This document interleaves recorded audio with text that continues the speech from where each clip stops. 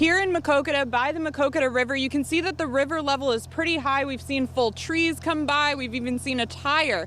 And the city says while the rain has been trickling down, their real concern would be if there were a downpour.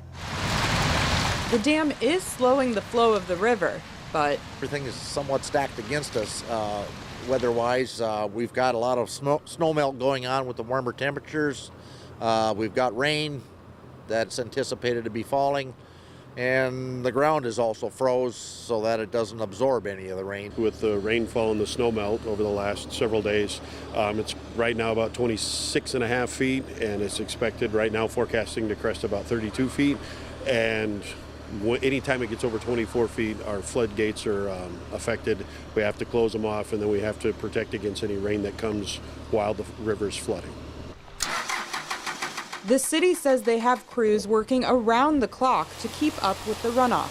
We have like 6 people in the Public Works Department, including me, so we split it up into 3 8-hour shifts. And the city says they'll be doing this till at least Friday or Saturday. So how does everything actually work? This is a typical catch basin, and the water from the city is draining down to this. And we've got the gate over here that is closed. So once the water gets here, it has nowhere else to go. So this is why we've got the pump set up right here.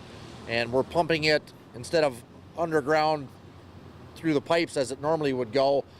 We're pumping it above ground through these lines that we have set up. The excess city water, just pumping it over a dike area so that it doesn't back up into the city at all.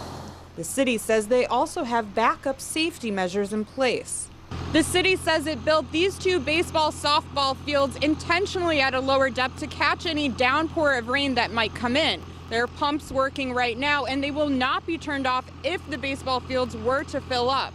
But you wouldn't see them actually working until the rain stopped, and then you'd see the water starting to flow out.